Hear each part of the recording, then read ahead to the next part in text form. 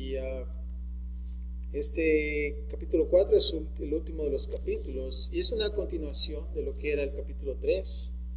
Y para hacer un pequeño resumen, ¿se acuerdan que en la última parte de lo que era la tercera sección, la tercera parte del capítulo 3, que hablaba acerca de la familia cristiana y la relación matrimonial, y también observamos la relación padres e hijos, y por último, y esto va a ser la continuación, la relación amo y siervo.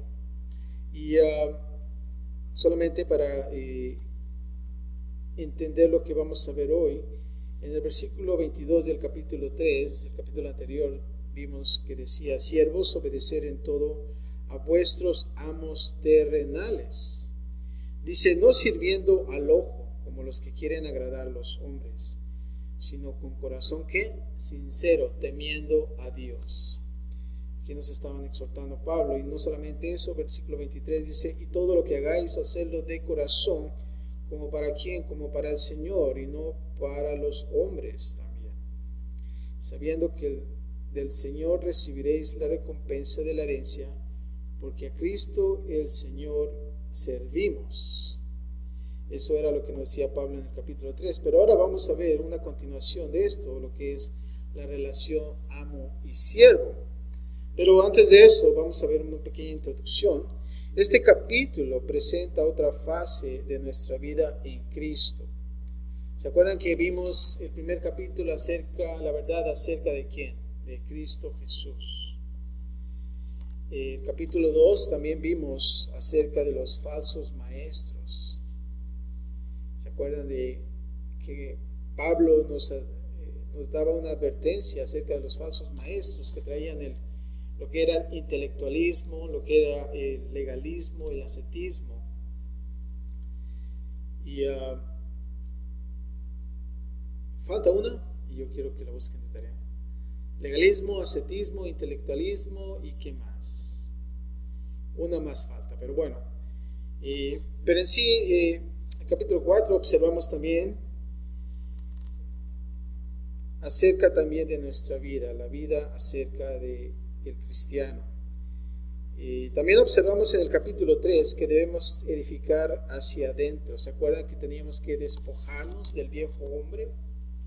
Y no solamente eso, pero también ponernos el nuevo hombre. En el capítulo 3 ustedes van a encontrar las virtudes que nosotros pudimos observar en ese capítulo. Y ahora queremos que nuestra vida sea vista y sentida por los que nos rodean. Ahora sí que es el testimonio, la forma que presentamos a Cristo al mundo. Eso es muy importante. ¿Cómo nosotros estamos representando o presentando a Cristo al mundo? Cuando no había más que un puñado de cristianos en los primeros días, sentía que había un gran abismo entre ellos y los paganos del país. Ellos, los paganos, quedaban afuera, dice Pablo: andad por ir sabiamente para con los de afuera. Es lo que nos decía Pablo. Pero vamos a comenzar la primera parte. Y el título de este capítulo 4 es La verdad acerca del cristiano. Y es la segunda parte, la verdad acerca del cristiano. Y vamos a observar del versículo 1 al 6 acerca de la oración y el testimonio. Muy importante para nosotros como cristianos.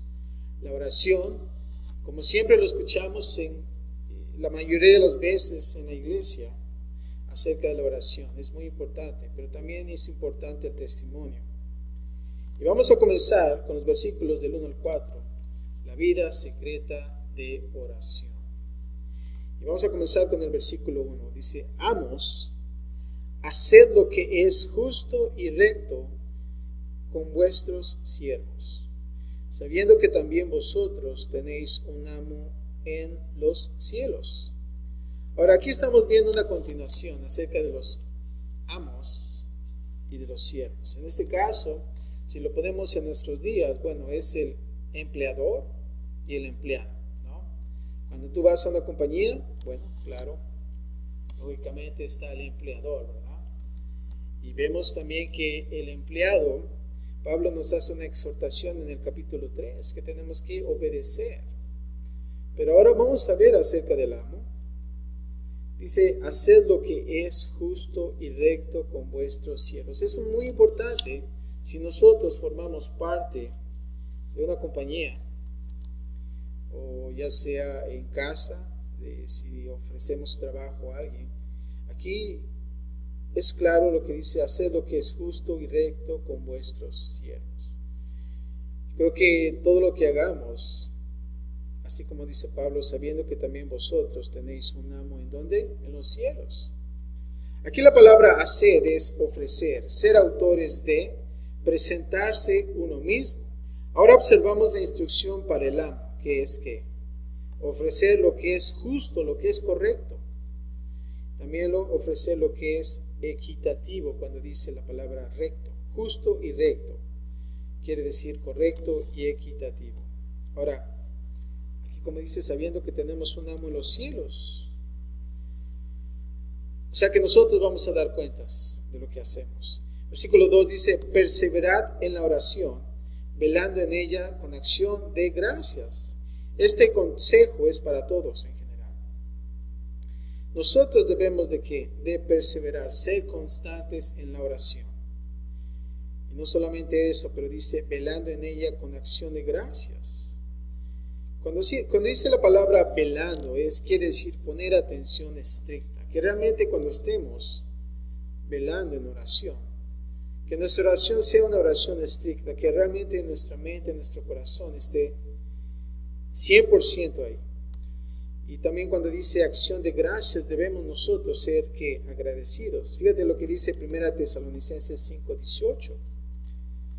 Dad gracias en todo. ¿Por qué? Porque esta es la voluntad de Dios para con vosotros en Cristo Jesús. Versículo 3 dice, orando también al mismo tiempo por nosotros. ¿Para qué? Para que el Señor nos abra puerta para la palabra, a fin de dar a conocer el misterio de Cristo, por el cual también estoy preso, para que lo manifieste como debo hablar. Ahora, algo interesante aquí, que Pablo no está haciendo una petición para que él salga de la cárcel, ¿verdad? Y notamos que esta carta fue escrita cuando él estaba en prisión. Y creo que la primera petición que nosotros pudiéramos pensar es que, bueno, pues oren para que me saquen de esta cárcel, de esta prisión, ¿no lo creen? Sin embargo, no lo fue así. Fíjate lo que dice él, ¿para qué? Para que el Señor nos abra puerta para la palabra. Eso es muy interesante. Muchas veces cuando alguien cae en la cárcel, creo que llega ese tiempo de depresión en su vida, y claro, no es fácil estar en prisión, nunca he estado, pero puedo observar que no es fácil. Pero si realmente un cristiano pudiera estar en las mismas condiciones que Pablo, creo que también su petición sería que me saquen de este lugar. Pero creo que más importante es que realmente, como dice Pablo aquí, que nos abra puerta para la palabra. Siempre hay una oportunidad en donde nosotros estemos. ¿Para qué? Para la palabra. Si realmente no sabemos cuál es el motivo, si fue alguno, pero quizás no fue una razón muy buena, que podamos estar en prisión, bueno, creo que el Señor tiene algo, un plan para ello, ¿no lo crees? Si realmente Dios te ha puesto en una prisión, bueno, es una buena oportunidad. ¿Para qué? Para que tú puedas comenzar el ministerio en la prisión, para que tú puedas tomar esa iniciativa de compartir la palabra para aquellos que no le conocen, y más en una cárcel. Aquí dice, a fin de dar a conocer el misterio de Cristo. ¿Se acuerdan cuál era el misterio de Cristo? ¿Cristo en qué? En nosotros, Cristo en mí. Y eso es lo que Pablo quiere hacer, para que ellos puedan conocer a Cristo también. Y también cuando dice, en lo cual estoy preso, para que lo manifieste como debo hablar. Y creo que es bueno que nosotros también, el hecho de que nosotros compartamos, es bueno que nosotros también oremos. Señor, dame palabra. Dame palabra para que yo pueda hablar a esta gente, a esta persona. Y creo que es bueno que nosotros podamos pedirlo de la misma manera. En la siguiente sección, del versículo 5 al 6, ahora vamos a ver la vida exterior como testigo. Y dice así: andad sabiamente para con los de afuera. ¿Y qué dice la palabra? Redimiendo el tiempo. ¿Quiénes son los de afuera? Esa es la pregunta. Bueno, es el mundo. Y es algo interesante cuando usa la palabra andar. Significa que estamos en acción. Debemos caminar con sabiduría, ya que somos ejemplos vivos para las personas que no creen en Cristo. Usen la sabiduría en la interacción con los incrédulos. La palabra redimiendo el tiempo, fíjate que se deriva de un verbo que significa acaparar. Como cuando se encuentra una oferta. Cuando ustedes van a esa tienda de ropa, ¿verdad? Y está en oferta 50% de descuento, ¿verdad? ¿Y qué es lo que hace la gente? Acapara, ¿no? Y se avienta en la ropa, ¿verdad? Así como hay unos que tenemos experiencia, ¿verdad? Hasta se pelean por ella. Pero esa es la palabra, redimiendo el tiempo. La pregunta es, ¿realmente estamos acaparando, redimiendo el tiempo? Y a veces en nuestros tiempos, quizás cuando vamos manejando o no sé, algún tiempo que tú puedas pensar en tu vida, o cuando vas al departamento de vehículos, que a veces las filas están muy largas, es un tiempo para que podamos nosotros redimir, que podamos nosotros empezar a estudiar la palabra o escuchar la palabra de Dios. Creo que es un buen tiempo de que nosotros podamos acaparar. Se dice, una estadística, que la gente gasta 6 meses en un alto en tu vehículo. O sea que tú cuando paras en un vehículo, se dice que en una persona en toda su vida es como si estuviera esperando el alto por 6 meses. Fíjate cuánto tiempo es, 6 meses esperando un alto. Es mucho tiempo, ¿no lo crees? Ahora, si vemos otras estadísticas, nos vamos a dar cuenta que hay muchas oportunidades para nosotros, que podamos nosotros usar esta palabra en nuestras vidas, redimiendo el tiempo, acaparando ese tiempo. ¿Para qué? Para que podamos darle buen uso y estar en las cosas de Dios. Y aquí transmite la idea de aprovechar a lo máximo el tiempo que uno pasa con personas. Versículo 6 dice así: sea vuestra palabra siempre que con gracia, sazonada con sal, para que sepáis cómo debéis responder a cada uno. Y aquí vamos a observar ingredientes importantes. Fíjate lo que es gracia. ¿Qué es la gracia? Un favor inmerecido. Ahora, cuando dice sazonada con sal, la palabra de Dios crea en uno ¿qué? Una sed. ¿Para qué? Para el vino espiritual en nuestros corazones. No sé si tú has ido a las movies y cuando te venden las palomitas, te las venden con mucha sal, ¿verdad? ¿Para qué? Para que puedas comprar también una soda, ¿verdad? Las palomitas quizás están en un buen precio, pero las sodas parece que te venden como una caja de 24, ¿verdad? Dices, man, $10 por una soda. ¿Por qué? Porque le echan mucha sal, porque la sal produce sed. Pero fíjate en esto, es importante que nosotros, cuando hablemos con una persona, que nosotros podamos hablar y que nosotros podamos también, como dice aquí, vuestra palabra siempre con gracia, sazonada con sal. ¿A cuántos nos gusta la comida insípida? A nadie. Pero lo interesante es que cuando nosotros hablamos de la palabra de Dios, el 100%, ¿sabes lo que pasa? Lo que yo he experimentado, que la gente quiere escuchar más. No porque tú lo dices o porque eres elocuente, pero ¿sabes lo que es? Es porque realmente hay suficiente sal en la comida. Hay suficiente sal en la sopa de letras, ¿verdad? Yo creo que es bueno que nosotros debemos de cambiar nuestro hablar. que realmente sea sazonada con sal. Lamentablemente a veces cuando hablamos insípidamente y la gente no escucha de Dios. Pero cuando nosotros lo usamos con sazonada, con sal, la gente quiere saber más de Dios. Se interesa en las cosas de Dios. ¿Por qué? Porque es la palabra de Dios. Debemos de estar listos para dar a cada hombre razón de la esperanza que llevan dentro de cada uno de nosotros. ¿Se acuerdan de lo que era la fe, el amor y la esperanza? Eran las marcas de una iglesia. Ahora, realmente tú estás aplicando esa fe, ¿no? Y hablando acerca de la palabra de Dios, sazonada con sal, y la gracia también. Pero sabes que también implica el amor, que ellos están identificándote. Él es un discípulo de Cristo Jesús. ¿Por qué? Porque yo puedo sentir el amor que hay. Y lo más interesante aquí es la esperanza de saber que el Señor Cristo Jesús viene por su iglesia. La segunda parte del versículo 7 al 18, vamos a ver ahora unas notas personales. Realmente Pablo hasta este punto acaba su carta en todos los puntos importantes.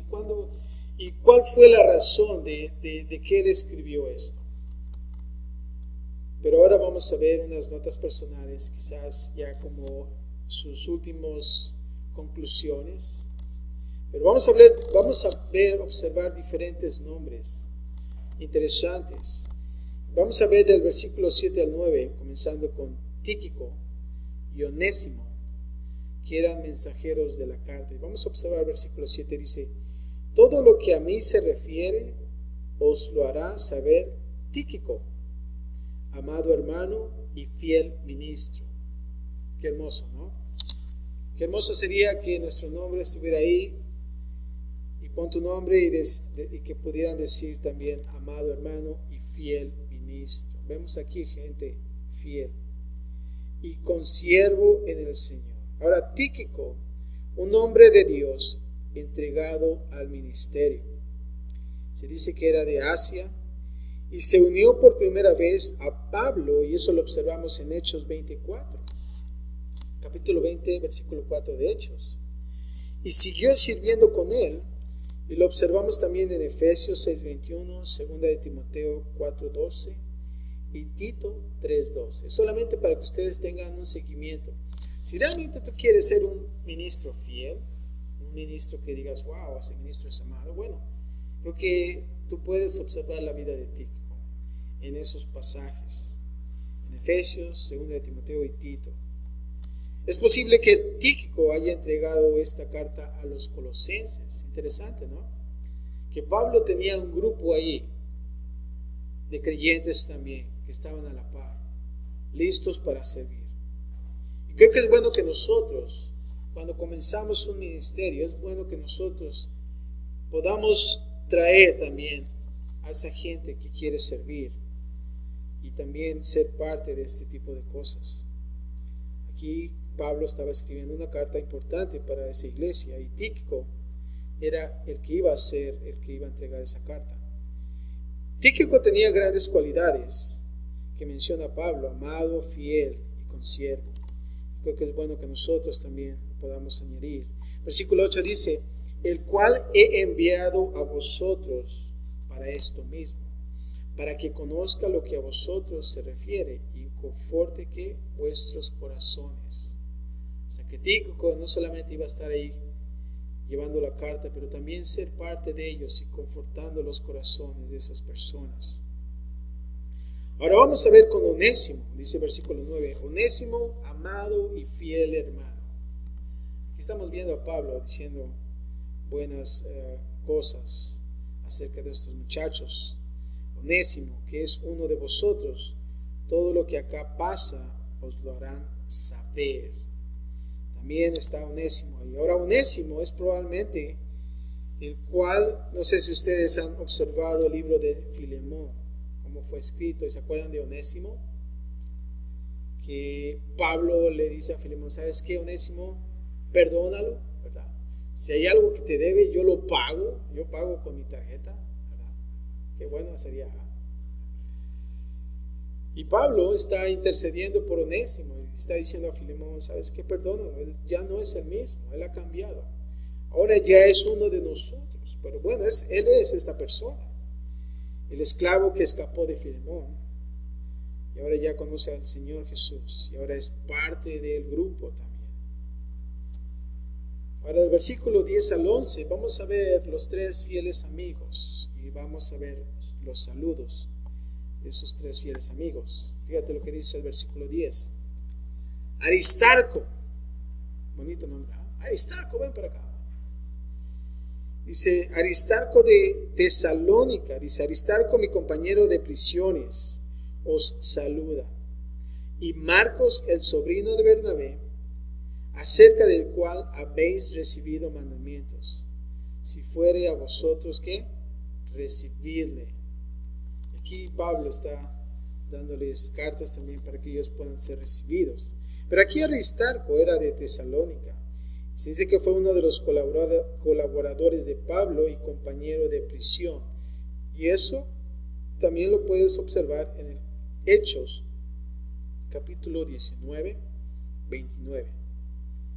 Y también Hechos 24. Ahí tú vas a ver acerca de Aristarco.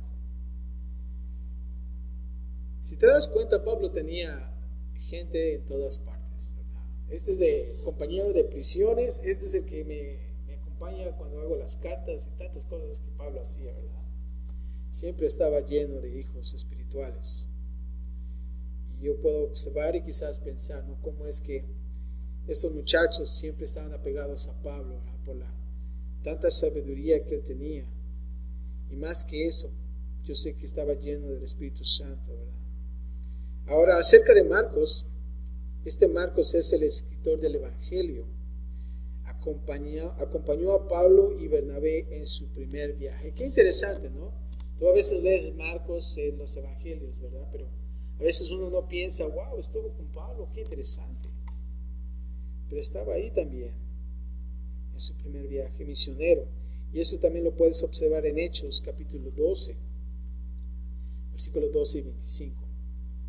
Y yo sé que te estoy bombardeando con muchos versículos, pero es bueno que en tu casa puedas indagar acerca de estos pequeños nombres, personajes interesantes.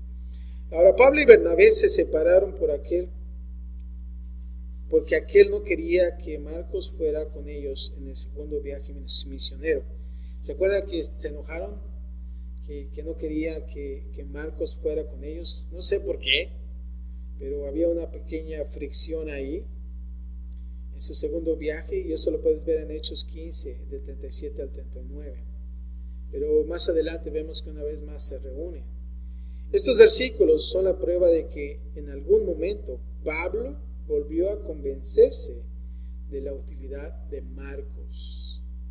Quizás una fricción, yo no sé qué pasó, pero vemos ahí que una vez más Pablo está una vez más en ese sentir con Marcos y viceversa.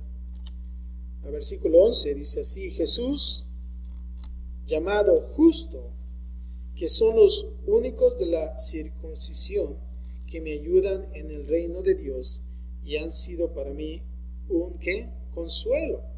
Ahora aquí Jesús, llamado el justo, era otro creyente judío. Jesús era un nombre común en esos días. O sea que no era Jesús, ¿verdad? Pero era un nombre común. Es como en nuestros días, ustedes piensan en un nombre común, bueno, pues ahí está, ¿no? De la misma manera. Y creo que ya puedo pensar, ¿no? Bueno, Cristo Jesús, ¿verdad? De ahí sacaron el nombre. Es por eso que generalmente él era llamado Jesús de Nazaret. ¿Para qué? Para distinguirlos de los otros niños que se llamaban Jesús, ¿verdad? En aquellos nombres no usaban tanto los apellidos, pero decían Jesús, el Jesús de Nazaret. Y este es el hebreo para que Yeshua, y lo que es el griego es Jesús. El hebreo es Josué, Joshua, Yeshua, y el griego es Jesús. Del versículo 12 al 13 ahora vamos a ver a Epafras. Saludos de Epafras. Os saluda Epafras, el cual es uno de vosotros, siervo de Cristo, siempre rogando encarecidamente por vosotros en sus oraciones, para que estéis firmes, perfectos y completos en todo lo que Dios quiere. Ahora, Epafras era fundador de la iglesia de Colosenses. Él fue el fundador, un hombre de oración.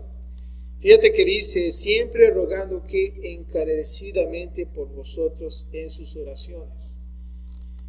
Y este tipo de oración era como una oración como si estuviera en agonía, realmente orando fuertemente. Era un hombre 100% de oración. Siempre intercediendo por quién, por los de Colosas. Él estaba allí en Roma con Pablo y estaba dando el reporte. Así es que estaba ahí y dice, bueno, ¿sabes qué? Te voy a hacer una carta y quiero que la lleven para allá. Versículo 13 dice, porque de él doy testimonio de que tiene gran solicitud para vosotros y por los que están en Laodicea y los que están en Hierápolis. Vemos aquí a Epafras, que era realmente de gran testimonio, un hombre de respeto. Se dice que también hubo una carta para Laodicea, no se sabe y no se ha encontrado esa carta.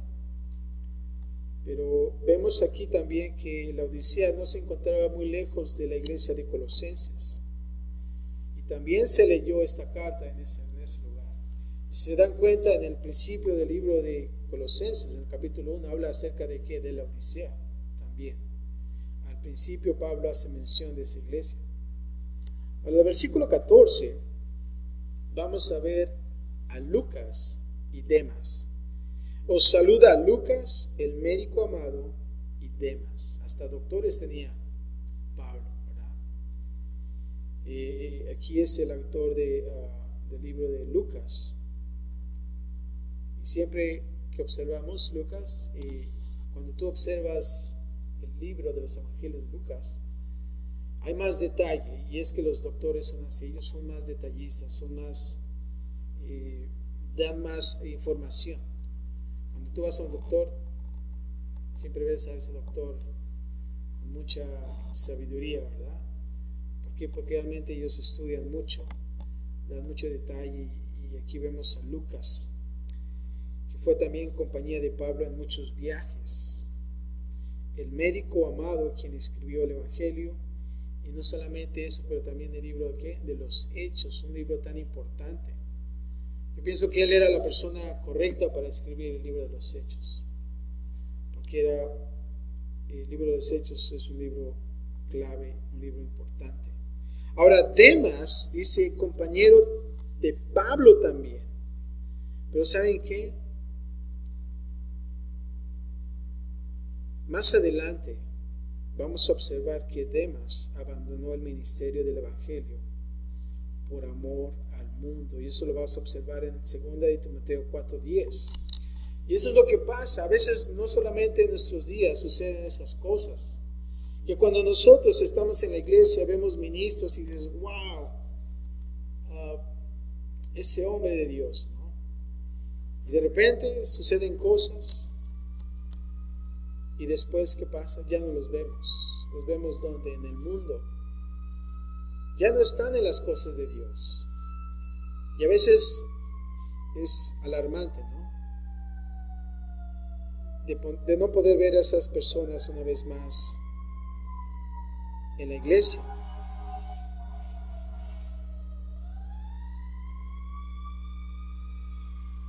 Pero aquí vemos además que aún así todavía está siendo compañero, pero más adelante vamos a ver esa noticia que él ya no va a estar dentro del grupo, porque realmente se ha apartado de las cosas de Dios. Versículo 15, ahora sigue Ninfas y a los de Laodicea, y dice así, saludad, a los hermanos que están en Laodicea, y a Ninfas y a la iglesia que está en su casa. Se dice que Laodicea estaba a 10 millas de Colosas. no estaba tan lejos, estaba cerquitas, 10 millas.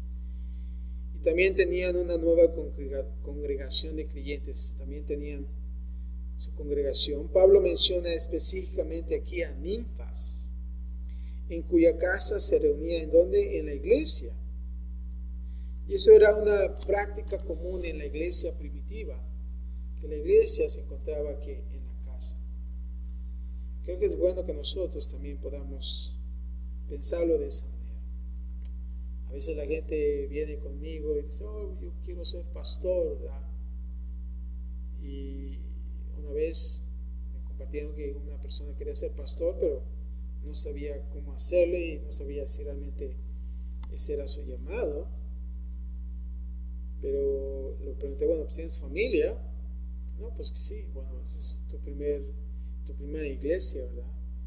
Creo que es bueno que tú sigas y le eches ganas, ¿no?, en las cosas espirituales. Tú como líder, como pastor en tu casa, tienes que comenzar ahí. Y eso es. Y aquí Ninfas tenía una iglesia en su casa. Versículo 16. Vamos a ver ahora instrucciones en esta carta para esparcir el mensaje. Versículo 16 dice así: cuando esta carta haya sido leída entre vosotros, o sea que ellos iban a pasar al frente, si tenían un lugar específico en ese lugar, iban a pasar al frente y leer esa carta. Dice: haced que también se lea en la iglesia de los laodicenses. No solamente en Colosas, pero también llévensela ya a la otra congregación. Y que la de Laodicea la leáis también vosotros. Si se dan cuenta, hay una carta más, pero en la palabra no está esa carta y no se ha encontrado. Pero si te das cuenta, hay una carta más rondando por ahí, ¿verdad? Que no se ha encontrado hasta la fecha.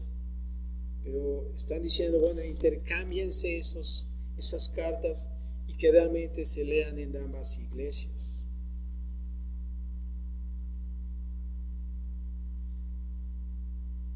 Ahora, versículo 17. Vamos ahora a ver una palabra especial para Arquipo. Decid a Arquipo: mira que cumplas el ministerio que recibisteis en el Señor. Aquí, en otras palabras, Pablo dice: haz lo que te ha dicho el Señor. Cumple ¿qué? Tu ministerio. Ahora, no sé qué estaba pasando con Arquipo. Podía tener algún estrago, pero aquí Pablo lo está animando. Haz lo que te ha dicho el Señor. Y creo que es bueno para nosotros que tomemos esto y hagamos también para nuestra vida. Mira que cumplas el ministerio que recibiste del Señor. Pueden haber muchas cosas en tu vida, en mi vida también. Quizás obstáculos en nuestras vidas. Pero creo que es bueno que nosotros podamos tomar estas palabras y hacerlas nuestras. La pregunta es en nuestras vidas: ¿qué te ha dicho el Señor últimamente? ¿Verdad? A veces cuando una persona, un ministro viene con una situación y esa situación es una razón por no servir, y a veces tú le preguntas, bueno, ¿qué te ha dicho el Señor últimamente? El Señor, como que lo agarras fuera de lugar, ¿no? Y a veces comienzan a pensar, no, pues tengo que orar, ¿no? Pues es lo que tienes que hacer. Tienes que saber, y no solamente eso, pero haz lo que te ha dicho el Señor, cumple tu ministerio. No hay excusas para las cosas de Dios. Yo sé que tenemos responsabilidades, pero creo que Dios nos da, cuando Dios nos da un ministerio, eso no choca con nuestras responsabilidades. Siempre hay una manera de poder hacerlas. Creo que es bueno que nosotros tomemos esto para nosotros cumple tu ministerio, haz lo que te ha dicho el Señor. ¿Se acuerdan de Moisés, que estaba aquí indispuesto? Y siempre pretextos, y hasta la fecha pretextos, ¿verdad? Lo interesante de Moisés es que aún así, después de ese gran encuentro en la zarza ardiendo, todavía estaba con excusas en el Señor. Pero el Señor era paciente con él. Pero cuando él le dijo que buscara a otro, ¿verdad? Porque no era él la persona. Y observamos en la vida de Moisés su indisposición, ¿verdad? Pero creo que debemos de poner atención en eso. Y no poner pretextos, sino realmente estar dispuestos en las cosas de Dios. Y cuando nosotros lo hacemos, ¿saben lo que pasa? Dios nos ordena en nuestra vida. Todo en las cosas de Dios es sincronizado. Hay cosas, situaciones que nosotros a veces no nos explicamos por qué pasan. Pero todas esas, a través de la soberanía de Dios, están en una armonía muy bella. Por último, el versículo 18. Vamos a ver la conclusión de este capítulo. Versículo 18 dice: la salutación de mi propia mano, de Pablo. Acordaos de mis prisiones. La gracia sea con vosotros. Y dice: amén. Aunque probablemente Pablo haya utilizado un secretario para escribir esta epístola, así como lo observamos en Romanos 16:22, solía afirmar sus cartas como prueba de su autenticidad y de su afecto hacia los destinarios. Y eso lo puedes ver en 1 Corintios 16:21, Gálatas 6:11, Segunda de Tesalonicenses 3:17 y Filemón 19. ¿Por qué? Bueno, si te das cuenta, el libro de Colosenses está hablando de cerca de que de los falsos maestros. Creo que era importante que el echara la firma, ¿verdad? ¿Por qué? Porque para que la gente, la congregación no pensara, oh, a lo mejor esta fue una carta hechiza, ¿no?, de otra persona, y no de Pablo. Pero realmente vemos aquí que él tenía que hacerlo, firmar sus cartas. Y no solamente eso, pero en algunos libros tú puedes observar a Pablo primeramente mencionándose como siervo de Cristo Jesús. Pero cuando se trata de cosas de doctrina, de cosas de autoridad, que tiene que enfrentar a estas personas que quieren enchuecar o redirigir a otra dirección mala las cosas de Cristo Jesús, él tenía que usar su autoridad como apóstol. Y creo que es bueno que nosotros podamos de la misma manera hacerlo. Sí, como pastores somos siervos, pero cuando se trata de falsos maestros, entonces nosotros debemos de proteger a nuestras ovejas, que realmente ellos no puedan llevarse la verdad y puedan engañar a esa gente.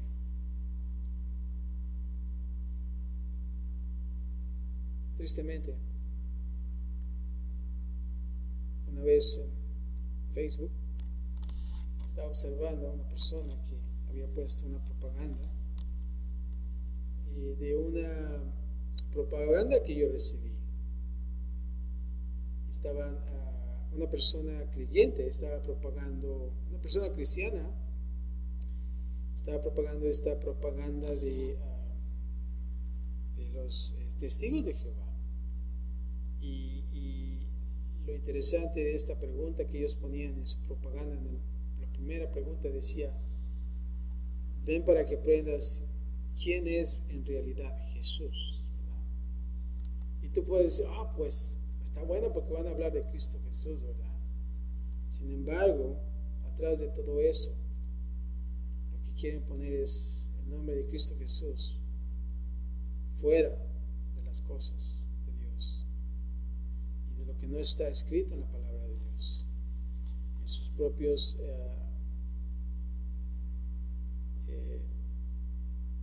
en su propia sabiduría humana.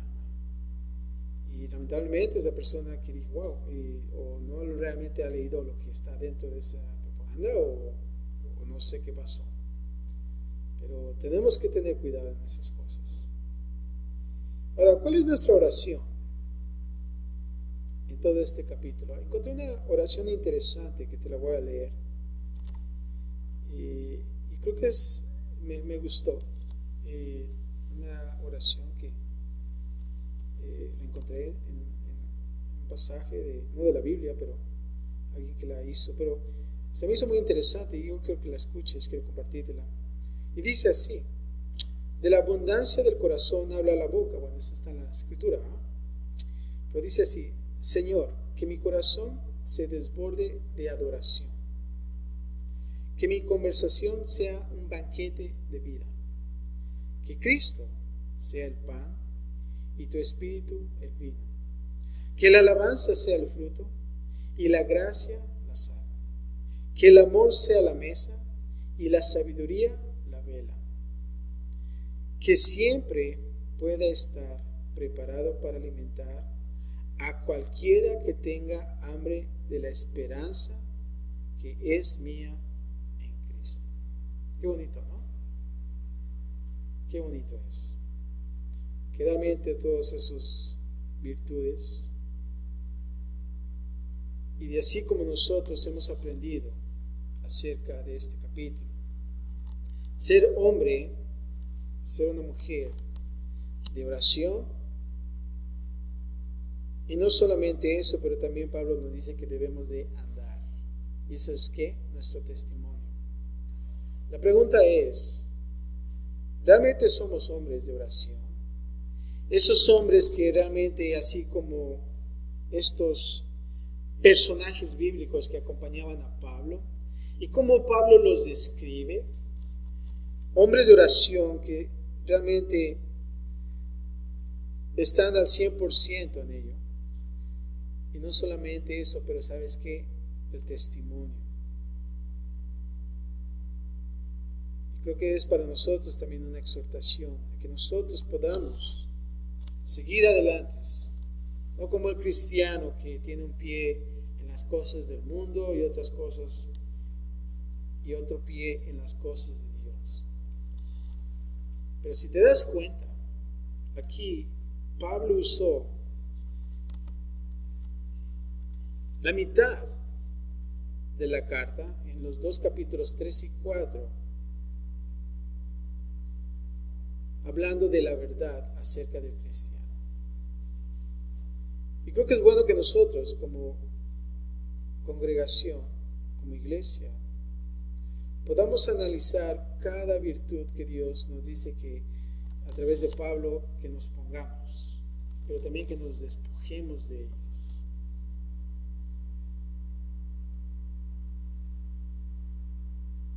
Y creo que es bueno que nosotros podamos estar en las cosas de Dios. Y que nuestra conclusión sea así, que tu nombre de la misma manera pueda mencionarse: amado y fiel ministro, ¿verdad? Padre, te damos gracias, Señor, por tu palabra. Gracias también, Señor, por el hecho de estar aquí, Señor, y observar y contemplar, Señor, tantas cosas que nosotros debemos de despojarnos todavía, Señor, de nuestras vidas. Aún así, Padre, vemos a cada nombre, Señor, que han mostrado un buen testimonio. No solamente eso, Padre, pero también han sido hombres de oración, Señor. Hemos visto, Padre, a Demas también, que lamentablemente ha abandonado las cosas de Dios. No sabemos cuál fue el motivo, pero Padre, puede suceder, Señor. Creo que es la falta también de alimentarse, Señor. La falta de poder estar en la palabra, Padre. Yo te pido, Señor, que nosotros como congregación no podamos olvidar el contenido que es la palabra de Dios, porque esa es la que nos va a mantener, Señor. Ayúdanos, Padre, a poder estar en ella siempre, Padre. Y Padre, que no podamos nosotros como iglesia flaquear de ella, Señor, porque entonces estaremos igual que Demas, Señor. Padre, ayúdanos, Padre, te pido por cada uno de los líderes, Señor, también. Que nos llenes de tu Espíritu Santo, que podamos ser hombres de Dios, Señor, llenos de tu palabra, estando en la oración, Padre, y de buen testimonio también, Señor. Padre, gracias te damos por tu palabra, gracias por este libro, por esta carta también, Señor. Y Padre, ahora queremos estar al tanto de lo que va a ser el siguiente libro, Padre, y cómo va a ministrar nuestras vidas, Padre. Gracias por todo, Padre, en Cristo Jesús. Y todos decimos amén. Nos ponemos de pie, hermano. Vamos a terminar con